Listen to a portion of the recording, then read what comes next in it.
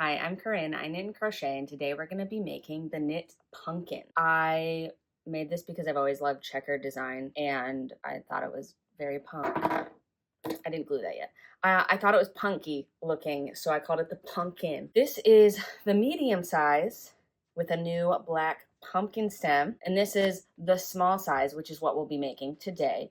And then there is a large size that I haven't made, but there's instruction for, and you can find the instruction on the blog, or I will explain throughout the video. What you'll be needing, you're gonna need 2 different colors of super bulky yarn. I'm using Woolly's Thick and Quick. This is Celebration. It has like a tinsel in it, and then this is charcoal. So it's not quite solid black, a little heathered. And then you'll need some sort of pumpkin stem, whatever you want. It does not have to be a 3D printed pumpkin stem, but if you do want them, they're in the shop. You could use a stick, you could use anything.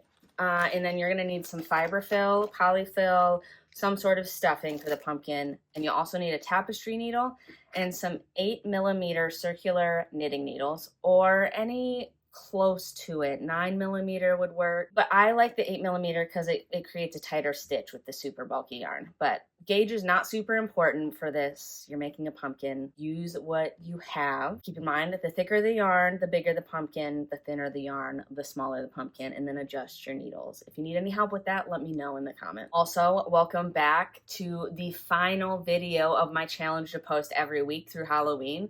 I did it. I posted almost every week except for one, and that was just because I was traveling. And I'm gonna take a 2-week break to figure out what I'm going to be doing for the rest of the year, and then I'll be back to posting. And I don't know what my schedule will be, but when I know, I'll let you know. If you have any suggestions of things you would like me to make into tutorials, anything that's holiday themed, give me your suggestions. I'd love to hear what you'd like to make, what you'd like me to design. That would be helpful. And if not, I'll come up with something. Thank you so much for being here, and let's get to it. Let's begin. We need to cast on 33 stitches. So I'm gonna grab my white yarn and make a pretty significant tail, and then make a slip knot, place on the needle, and then we're going to cast on using the long tail method. I'm grabbing the tail with my pinky and then wrapping it around my thumb, and grabbing the working yarn between my pointer and middle finger. We're gonna take the needle, go under that first loop, over the working yarn, and through that hole. And again, going under that first loop, over the one my pointer and middle are holding, and then through that hole.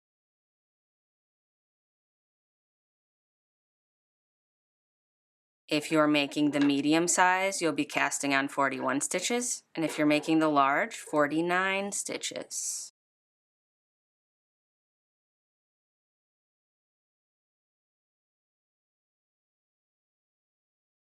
Then to join in the round, I'm going to pull these stitches, get them onto that left-hand needle. Make sure your stitches are not twisted. Might be a little difficult to see here, but make sure they're not twisted. You're going to take that first stitch we cast on, that slip knot, and slip it over to the right-hand needle. Then you're going to take that last stitch we cast on, and you're going to pull it over top and off the needle. Pull it tight to bring it into the round. If you have another method that you prefer for joining the round, go for it. The exact stitches we need for the pattern are 32, 40, and 48. For the very first round, we're going to knit around with this white yarn. So if you have a stitch marker, now would be the time to place it on the needles.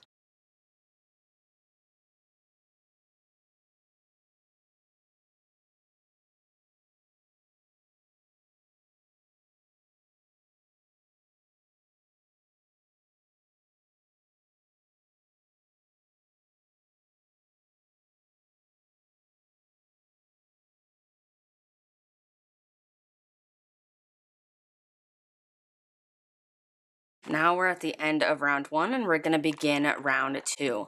For round 2 through 5, you're going to use color A and knit 4, and with color B, knit 4 all the way around. So to begin, we're going to knit 4 with color A. 1, 2, 3, 4, and then we'll grab color B, this charcoal color. I'm just holding the tail with my left hand, and then we're going to go into knit, wrap that color B around, and knit 4. And then we'll loosely carry color A across the back and knit 4 in color A. And then again, you just repeat all the way around, loosely carrying the other color behind, and then knit 4.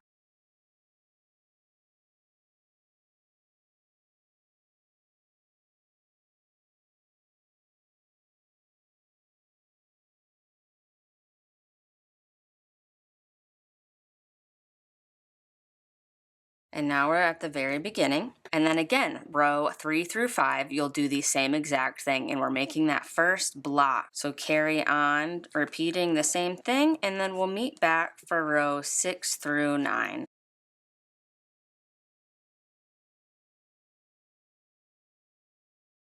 We've made it through row 2 through 5, and now we're going to work row 6 through 9, just the opposite. So we're going to knit 4 in the dark color, color B, and then we'll knit 4 in the white color. So we'll start with that first one, knit 4 in color B. And this will be easy to see because you're going to do the dark where the white is, and then you're going to do the white where the dark is. And again, carry the yarn very loosely behind and knit 4. And all the way around, starting with color B and then color A. Repeat this for 4 rows, row 6 through 9.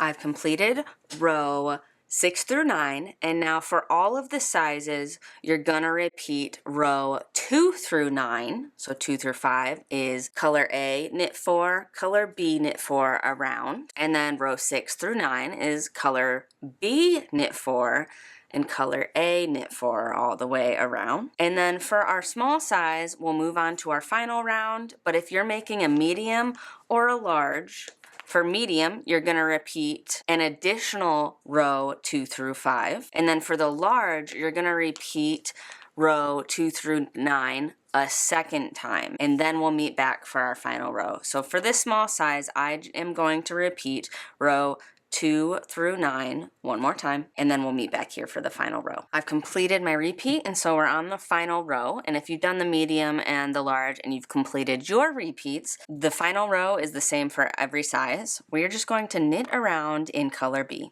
So I'm going to cut color A. We're done with that. And we're just going to knit 1 row in color B.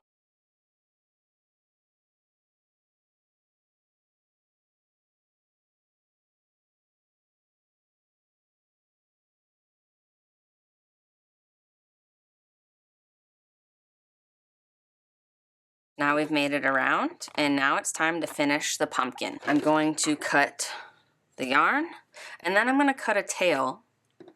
This was extra long. You really only need about 6 to 8 inches, and I'm going to get a tapestry needle. I'm going to thread the tapestry needle with that scrap piece of yarn, and we're going to begin to thread through the live stitches, pulling them off the needles.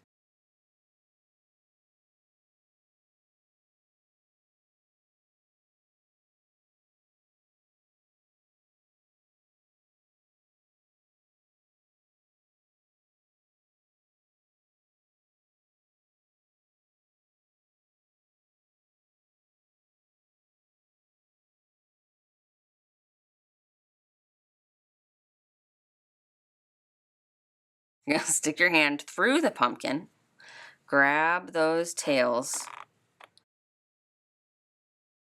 Now you're going to flip it inside out.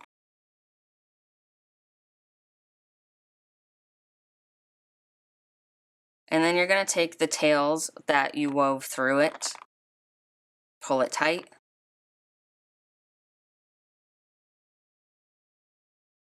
and into a knot.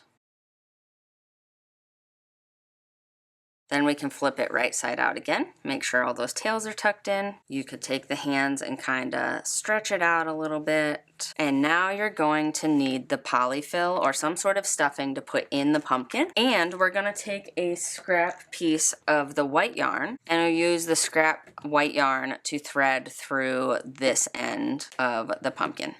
I have my polyfill, and now we're gonna begin to stuff the pumpkin.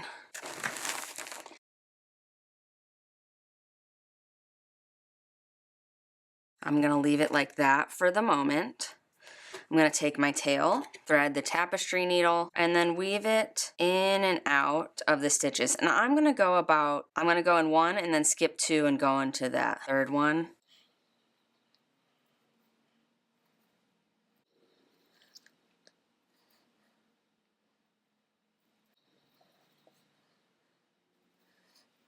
And then I'm gonna cinch it, see if I wanna stuff it anymore. I'm gonna stuff it a little bit more.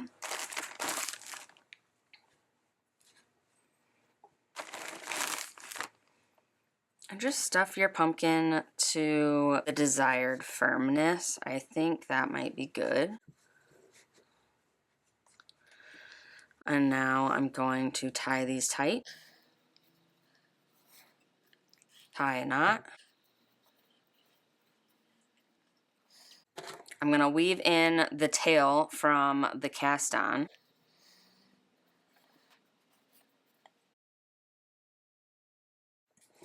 And then I'm going to take one of the tails from when we cinched. So I have the tapestry needle threaded, where I'm going to go in the center to the other side, pull it tight, and then I'm just going to sew it around one of the stitches, back out the top. And then I'm going to tie another knot.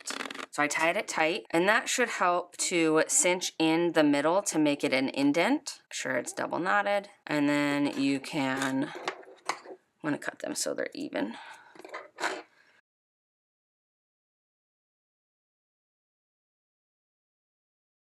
I'm going to thread them and just weave them in.